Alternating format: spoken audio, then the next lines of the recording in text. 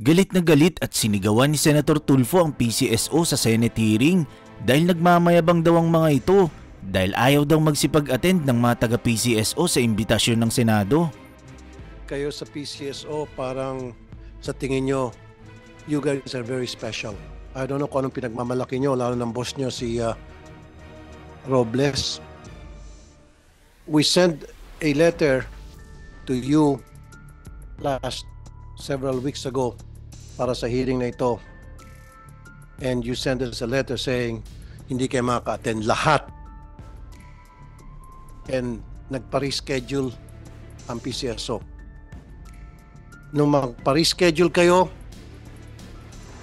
tinanggap namin yung rescheduling ninyo, and then only for us to receive a letter stating na hindi na naman kayo makakadalo. Ang yabang ninyo sa PCSO, ano bang pinagmamalaki ninyo? Anong meron sa PCSO? Samantalang lahat ng mga agency ng gobyerno, pag pinapatawag sa Senado, pumupunta kayo sa PCSO, hindi. Ano meron sa inyo? What makes you so very special? Ngayon wala dito yung boss nyo. Kayo mismo ang humingi ng reschedule, and then pagdating nung date na pinatos namin, yung date na binigay nyo a week later para sa hearing na ito, magpapadala kayo ng sulat last minute na hindi kayo maka-attend. Samantalang lahat ng agency ng gobyerno, pag may hearing pinapatawag sa Senado, pumupunta.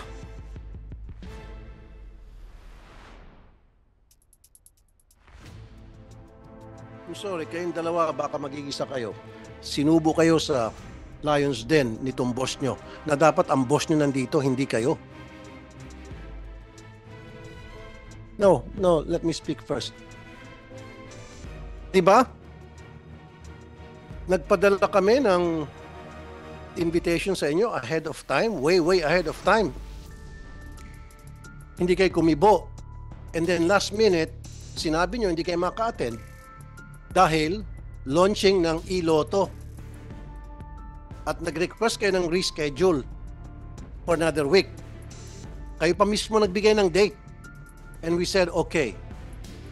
And then pagdating ng date na yon, the date before, hindi ulit kayo maka-attend. Lahat!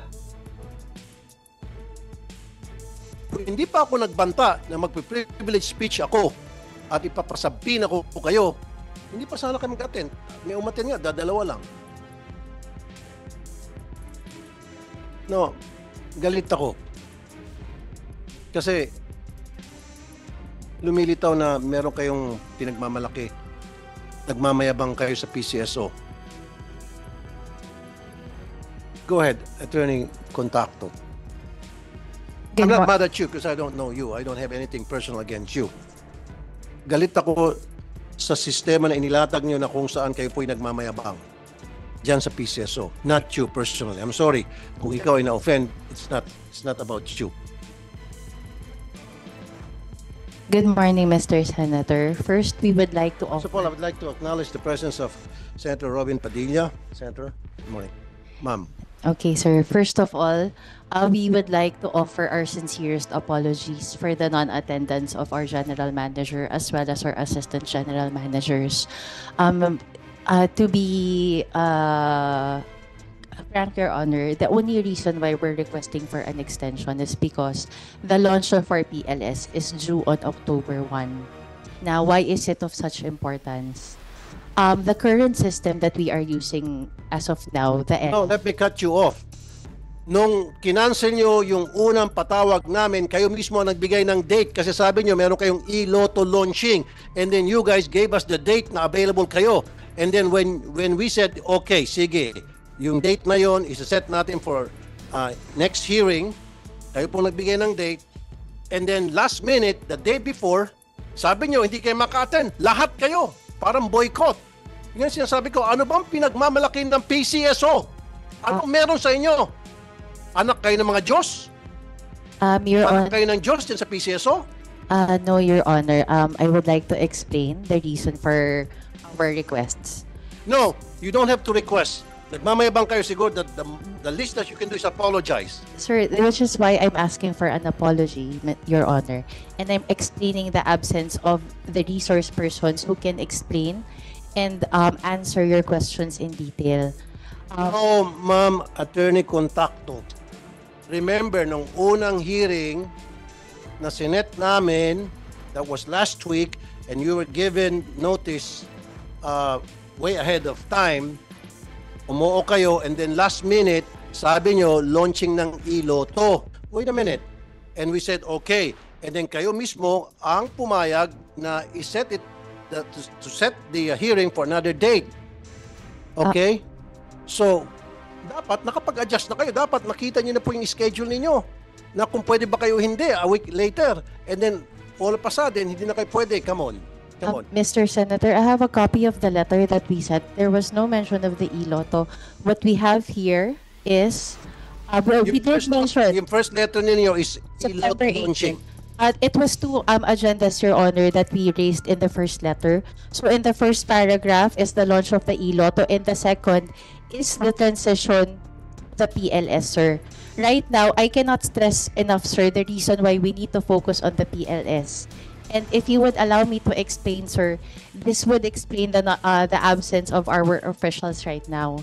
As I was saying, sir, our ELDA, the equipment lease agreement, which is the system that is currently being used by the PCSO, is set to expire on September 30. Okay. Ayokong ubusin yung oras natin, Attorney Contacto, dahil lang sa pagpapaliwanag ninyo. Let's proceed na lang. Okay, Basta sir. the fact remains na ang yayabang nyo dyan sa PCSO. This is the first time it happens dito sa Senado na twice in a row, last minute, magka-cancel, magbo-boycott ang isang agency para sa isang hearing, napaka-importanting hearing na patawag ng Senado. First time in history, for your information. Nagets nyo? We apologize, Your Honor. Thank you. Now, nung last hearing, sinabi ko, yung mga kabo nyo sa STL dapat mabigyan ng mga benefits.